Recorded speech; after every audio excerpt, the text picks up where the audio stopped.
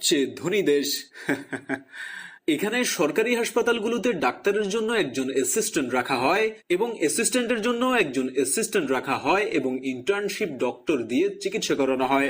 এখানে স্কুল এবং কলেজগুলোতে ক্লাস টিচারের কাছে প্রাইভেট না পড়লে আপনার জীবন তেজপাতা বানিয়ে দেয়া হবে। এখানে পয়সা ধার নিয়ে ভুলে যাওয়া এটা সবার অন্যতম একটি গুণ।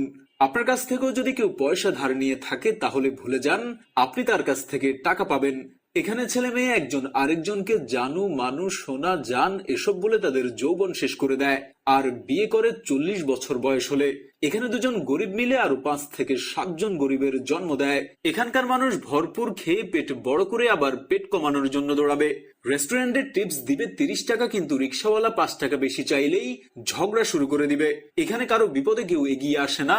এখানে কেউ বিপদে পড়লে বা অ্যাক্সিডেন্ট করলে সবাই দূর থেকে চেয়ে চেয়ে দেখে এবং সেগুলো ভিডিও করে সোশ্যাল মিডিয়ায় ছেড়ে দেয়। এখানে শ্রমের যথাযথ মূল্য পাওয়া যায় না।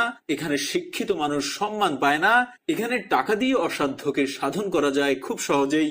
এখানের মানুষ এক একজন নিজেকে ঈশ্বরচন্দ্র বিদ্যাসাগর মনে করে। এখানে ভিক্ষুকদের রমরমা ব্যবসা চলে। এখানে সবাই বড় হতে চায়, কেউ মানুষ হতে চায় না। এখানে মানুষের কথায় নেই সহানুভূতির গন্ধ। এখানে সবাই লোভী আর খাই খাই স্বভাবের মানুষের বসবাস। এখানে কেউ একবার পয়সাওয়ালা হলে সে সুইজারল্যান্ডে ব্যাংক অ্যাকাউন্ট খোলে এবং অবৈধভাবে দেশের টাকা নিয়ে সেখানে জমা রাখে। চিকিৎসা করতে থাইল্যান্ড ও সিঙ্গাপুরে পাড়ি জমায় আর শপিং করে থাইল্যান্ড ও দুবাই থেকে। পড়াশোনা করতে ইউরোপ আমেরিকা আর কানাডার মতো দেশগুলোতে পাড়ি জমায় আর ঘুরতে আমেরিকা কানাডা অস্ট্রেলিয়ার মতো দেশগুলোতে যায়। আর যখন মৃত্যু ঘনিয়ে আসে তখন বাংলাদেশের কথা মনে পড়ে এবং বাংলাদেশে ফেরত আসে। এখানকার মানুষ নিজে বাস থেকে নামতে চায় নিজের বাসার সামনে, কিন্তু অন্য কেউ নামলে বলবে বাস কি ভাড়া দিয়ে কিনে ফেলেছে নাকি, বাস স্টপ ছাড়া থামবে কেন।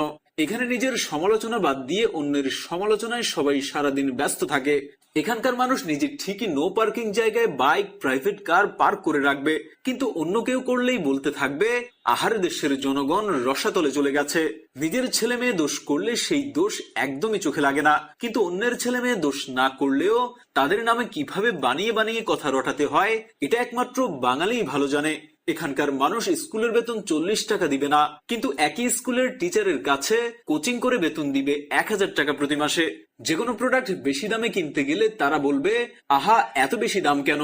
আবার সেই একই প্রোডাক্ট যদি কিছুটা ডিসকাউন্ট অথবা কম দামে বিক্রি করা হয় তখন তারাই বলবে নিশ্চয়ই এটা খারাপ প্রোডাক্ট, না হলে এত কম দামে বিক্রি করছে কিভাবে।